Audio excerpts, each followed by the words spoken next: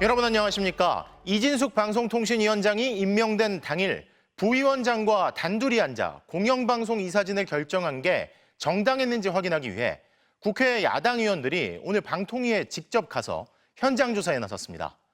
하지만 방통위가 회의록도 속기록도 보여주는 걸 거부한 채 의원들과 설전을 벌이면서 야당은 빈손으로 돌아와야 했습니다. 김정우 기자가 보도합니다. 더불어민주당 등 야당 소속 과방위원들이 국회가 아닌 정부 과천청사 방송통신위원회 앞에 집결했습니다. KBS 이사와 박문진 이사가 불법적으로 됐다는 점을 입증하기 위해서 오늘 왔다는 점 말씀드립니다. MBC의 대주주 방송문화진흥회와 KBS 등 공영방송 이사진 선임 과정을 확인하기 위해 현장 조사에 나선 겁니다. 방통위는 앞서 이진숙 방통위원장과 김태규 부위원장이 임명 당일인 지난달 31일 이사 후보들을 두고 투표를 반복해 공영방송 이사를 결정했다고 설명했습니다. 과방위원들은 단 둘이 어떻게 투표했다는 건지 기록과 자료를 요청했습니다. 투표를 통해서 도장을 찍어가지고 했다는 방식이 쉽게 이해가 가지 않아서 그 실물을 좀 보고 싶어요. 저희가 비공개 회의는 그 위원회에서 의결을 거쳐서 공개 여부를 결정 지을 수 있습니다. 탄핵 소추된 이진숙 위원장 대신 김태규 부위원장이 직무대행을 맡았지만 오전 내내 국무회의에 갔다며 자리를 비웠습니다. 오후에 돌아온 뒤엔 현장 조사 형식을 두고 설전을 벌였습니다. 검증을 하자고 오셔가지고 여기서 청문을 하자고 하시니까 제가 동의를 못하겠다는 겁니다. 방통위는 인사에 대한 내용인데다 절차에도 어긋난다며 회의록과 속기록을 끝내 제공하지 않았습니다. 야당 과방위원들은 후보 명단만 적혀 있는 빈 투표용지 양식만 확인한 채 발길을 돌렸습니다. 과방위는 오는 9일 청문회에서 다시 공영방송 이사 선임 과정을 추궁할 계획입니다. 전국언론노조는 MBC 대주주 박문진 이사에 왜 공안검사 출신이 2명이나 필요하냐며 이진숙 방통위가 졸속 날림 심사 끝에 6명의 이진숙을 임명했다고 비판했습니다. MBC 뉴스 김정우입니다.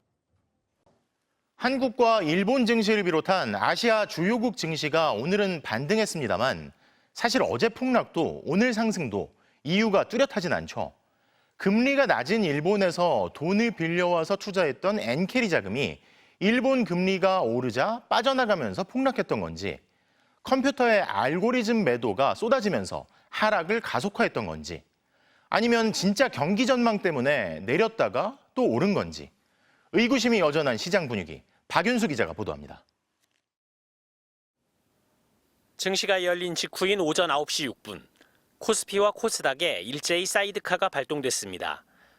선물 시장 가격이 5% 넘게 급등하자 기관 등이 대량 거래하는 프로그램 매매가 잠시 차단된 겁니다.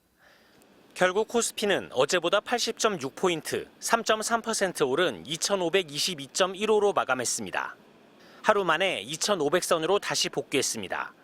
어제 11% 넘게 폭락했던 코스닥도 오늘은 6.02% 반등하며 700선을 회복했습니다.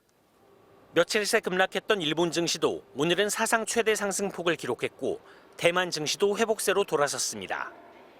밤사이 미국 주요 지수들이 약 2년 만에 최대 낙폭을 기록했지만 시장에선 미국의 7월 서비스업 구매관리자 지수가 예상치에 부합했다는데 안도하는 분위기입니다. 경기 침체 우려가 좀 진정됐고 어제 급락했던 데 따른 원인들이 좀 진정되니까 자율 반등이 나오고 있다 정도로 보고 있습니다. 그렇다고 불확실성이 거친 건 아닙니다. 당장 이번 주 미국의 신규 실업수당 청구 건수와 6월 도매 판매, 다음 주 소비자 물가지수 등 미국발 지표에 따라 희비가 엇갈릴 수 있습니다.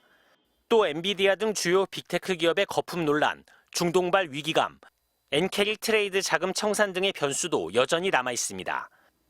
당분간 외부 요인에 따라 증시가 등락을 반복할 가능성이 크다는 뜻입니다. 우리 혼자 독자적으로 방향을 바꾸거나 이러긴 좀 힘들지 싶고요. 그러니까 이거는 변동성으로 봐야 되지 않을까 싶습니다. 당분간은 아래 위로 굉장히 널뛰게 하는 흐름이 나타날 것 같고. 정부는 증시 폭락에도 외환과 자금 시장은 안정적이라며 외부 충격에 충분한 대응 역량을 갖추고 있다고 강조했습니다. MBC 뉴스 박윤수입니다. 이번 올림픽에서 우리 사격 대표팀은 역대 최고 성적을 거뒀죠. 이런 가운데 대한사격연맹 신명주 회장이 오늘 돌연 사퇴했습니다. 신 씨가 운영하고 있는 병원에 임금 체불 문제가 불거진 건데요. 대한배드민턴협회에 이어 사경연맹까지 선수들의 활약 이면의 일들이 드러나며 논란이 되고 있습니다. 고병찬 기자의 단독 보도입니다. 파리올림픽 여자권총 25m에서 금메달을 딴 양지인 선수가 시상대에 오릅니다. 양지인 선수와 다정하게 사진을 찍는 남성은 대한사격연맹 신명주 회장입니다. 신 회장은 20여 년간 연맹 회장사를 맡고 있던 한화가 물러난 뒤 대한사격연맹 제31대 회장으로 취임했습니다. 올림픽 한 달 전이었습니다. 사격연맹의 안정을 위해 재정 자립의 길을 열겠습니다. 연맹의 사업이 원활히 진행되도록 최선을 다하겠습니다. 신 씨는 직원 600여 명 규모의 종합병원인 명주병원을 운영하는 병원장입니다. 그런데 신 씨가 사격연맹 회장직을 맡기 전부터 명주병원 직원들이 여러 달째 임금을 밀려 받지 못하고 있던 것으로 드러났습니다. 네, 5월달 월급을 현재까지 30%밖에 받지 못했고 6월, 7월달 월급은 아직도 미지급됐습니다. 저는 지금 퇴직금까지 포함하면은 한 1,500만 원 정도. 고용노동부는 임금체불로 명주병원에 대해 내사를 벌이고 있고 올림픽 기간인 지난달 26일엔 현장 근로감독에도 나섰습니다. 지난해 5월부터 월급 지급이 밀리기 시작했는데 지난 8개월간 고용노동부에 접수된 임금체불 신고 건수만 316건, 처리 중인 건수는 229건에 달합니다. 거의 막 2천만 원 정도 대출금이 계속 연체되고 있어요. 그 와중에도 미친 듯이 환자를 봤단 말이에요.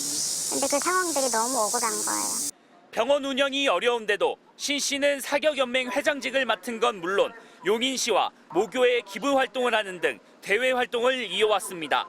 받을 돈도 없는데 그거 안 주고 막상 이제 파리 올림픽 가서 선수들 인터뷰하는 거 보면은 뭐 돌아와서 뭐 크게 뭐 대접하고 맛있는 거 사줬다. 임금체불에 대한 MBC 취재가 시작되자 신 씨는 오늘 대한사격연맹 회장직에서 돌연 물러나겠다고 취재진에게 밝혔습니다. 신 씨는 임금이 밀린 게 사실이라고 인정하면서도 사격과 병원은 별개로 봐달라고 했습니다. 또 2달 동안 많은 퇴사자가 발생했다며 부동산 처분 등 자구책을 마련해 퇴직금을 지급하고 병원 정상화를 위해 집중하겠다고 말했습니다. MBC 뉴스 고병찬입니다. 정부와 서울시가 저출생 대책으로 도입한 필리핀 가사관리사 100명이 오늘 입국했습니다. 500여 세대가 신청할 것으로 보이는 등 관심이 적지 않은데요. 이제 9월이면 일을 시작할 텐데 육아와 가사의 업무 범위가 모호해 갈등이 생길 수 있다는 지적도 나옵니다. 보도에 이지은 기자입니다. 파란 상의를 맞춰 입은 필리핀 가사관리사 100명이 입국장을 나옵니다. 필리핀 직업훈련원에서 교육을 받아 정부 인증 자격을 취득한 20, 30대 여성입니다. 한국에서 4주 교육을 받은 뒤엔 실제로 아이가 있는 가정에서 육아와 가사를 돕게 됩니다. 한국에 너무 좋아해서 선택했습니다. 가족도 많이 도와주고 대학원 다시 공부 다니고 싶습니다. 필리핀에서. 비용은 최저임금을 적용해 4시간 기준 월 119만 원, 8시간 전일제는 월 238만 원입니다. 같은 제도를 시행하는 홍콩이나 싱가포르보다는 비용이 많이 듭니다. 12살 이하 자녀가 있거나 출산 예정인 서울 시민이 대상인데 500여 가구가 서비스를 신청할 것으로 예상됩니다. 영어로 육아를 할 수 있고 정부가 검증한 인력이라는 점이 관심을 끄는 것으로 분석됩니다. 고용노동부와 서울시가 저출산 정책의 일환으로 외국인 가사 관리사를 도입한 건데 여전히 우려도 제기됩니다. 특히 모호한 업무 범위가 논란입니다. 업무 범위는 아이 식사와 목욕, 방 청소 등 돌봄으로 규정돼 있습니다. 설거지나 청소 등 일부 가사 업무도 가능하지만 쓰레기 배출, 어른 음식 조리는 안 됩니다. 동거 가족에 대한 가사 일을 부수적으로 할 수 있다는 건데 범위가 모호해 갈등 소지가 될 수 있습니다.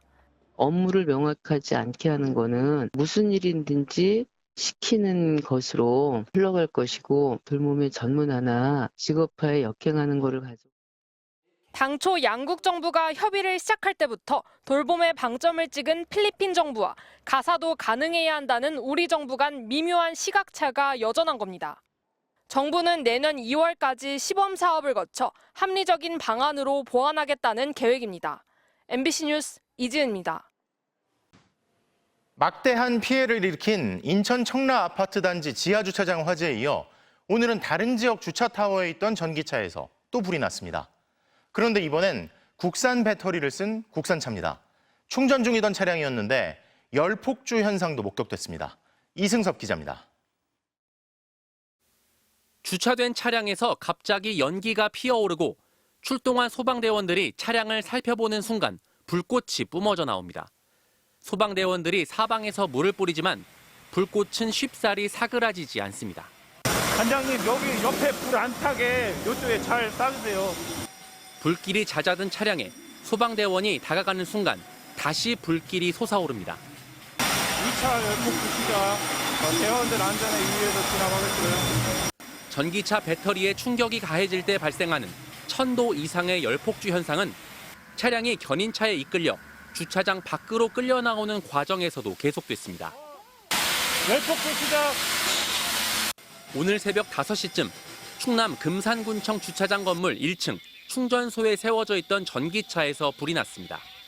점점 연기가 많아지면서 불꽃이 튀기 시작할 때쯤에 소방차가 와가지고 소방요원분들이 진압을 했죠. 불은 차량에 질식 소화포를 씌우고 특수 소화 약재를 뿌려 3시간 만에야 잡혔습니다. 이번 화재는 배터리가 있는 차량 하부에서 시작된 것으로 추정됩니다. 불이 난 전기차는 어제 저녁 6시부터 11시간 넘게 충전 중이었습니다. 출고된 지 2년 된 차량이었는데 배터리는 국내에서 생산된 것으로 전해졌습니다. 현장에 도착했을 때에는 충전기가 꽂혀져 있었던 상황이었고요. 배터리 과충전이 아닐까 지금 원인 중에 하나 중에.